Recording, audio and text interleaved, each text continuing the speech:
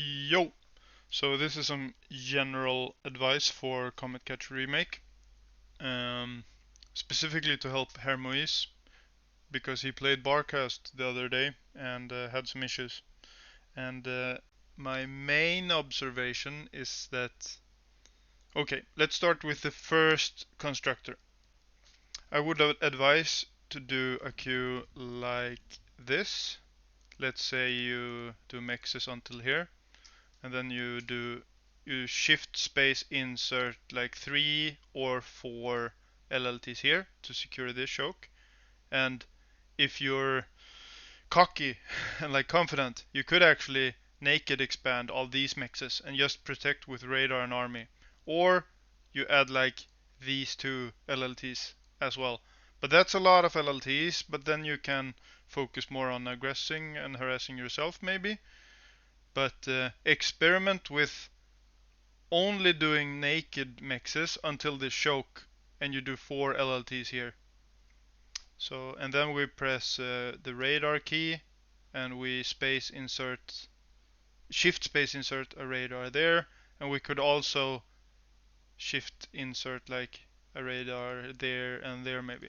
Okay, so now this first con expansion queue is set, and practice this a couple of times so you can do this really fast and precise. I think with some practice in like single player, you could do this first queue in not many seconds. Just grind it. Just do all the mexes first, and then you press X for LLTs and you hold shift spacebar and you do all the LLTs. And then you press C for radar and you shift spacebar add in the radars. Instead of doing mex LLT radar, mex LLT radar, mex LLT radar, I prefer doing all the mexes first, then all the LLTs, and then all the radars. With some practice, you can do this really quickly. Okay, so let's move on to the second con.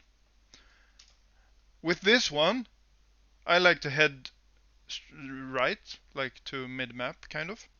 So with this one, I actually want some more LLTs. So for this expansion, I would consider doing it naked. Only mexes, no LLTs. Or do LLTs if you want to feel safe. But for this one, I like to do that one first, and then like those two, and let's say those two, to not make this too long. Then I do shift space add in LLTs afterwards. I like that one actually on top of the hill there, and that one.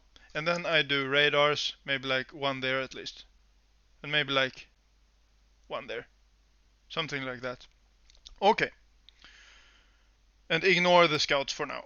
So now we set up our two first expansion queues like this. What does this mean? In my mind, it means that this radar and this LLT will keep everything below this line safe, kind of. Like everything below here is kind of protected by that LLT and that radar for quite a while in the early game. So that means you only have to protect what's here, what's inside of this area here. So I think expanding con number 3 and 4 shouldn't expand this way and this way. I think you should wait with that, because you don't want a scenario where the enemy harasses you. Let's delete these drawings. Let's say you have the enemy army here and here and here and here. It's kind of impossible for you to defend all those 4 locations perfectly at the same time, right? So how do we solve this? We delete the 2 bottom ones. Let's say expanding con number 3 and 4, we can just right click these 2 to make this expansion faster. So for quite a while we just focus on having our army defending this space. That allows us to focus more on aggressing on our opponent, because we only have to keep this area safe. Again, I'm repeating myself too much now, but again, if you have to defend there, there, there, and there, how are you supposed to be able to attack? You really can't. This is already overwhelming. To defend these 4 spaces at once, these 4 places at once, it's almost impossible. So make the game easier for yourself defensively, both with LLTs and limiting the area that you need to defend early on. Okay, so that's that. Then let's move on to these scout positions. Like, let's say you make 10, 15, maybe even 20, 25 scouts in the early game. I think these 5 scout positions are really strong. This one a bit earlier to extend this radar, because you kind of extend this radar like this.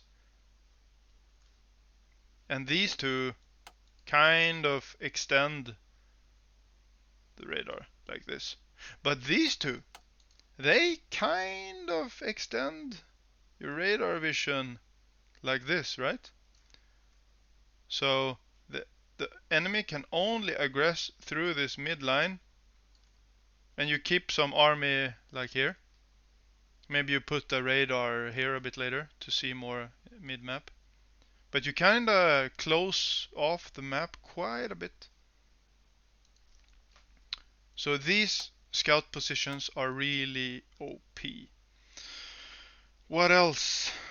Okay, you could automate, Hermes, you could automate your E-scaling a bit. Let's make another con actually.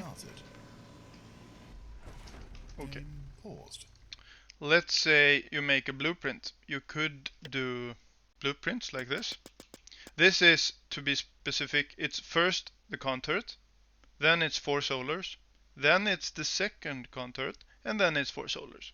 So this is a very repeatable blueprint. So let's say with your 4th or 5th con or whatever, you want to start adding con turrets and E-scaling.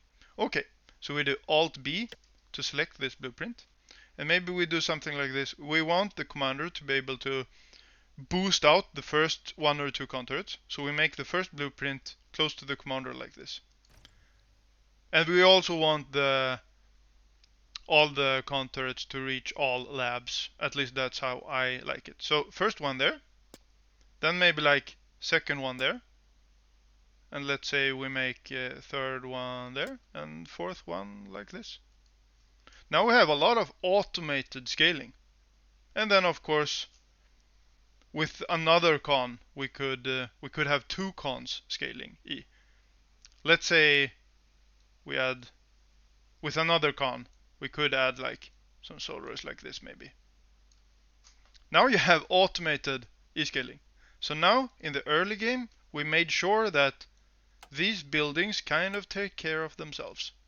You only focus on defending this area in the early game, and you have long automated expansion paths, so you don't have to waste attention and APM on your cons that much. This is already set up.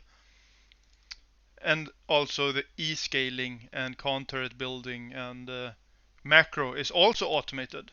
So this leads to you can focus a lot on harassing your opponent and winning the game that way. Yeah, that's enough for this video, I think. Hope that helps. Bye.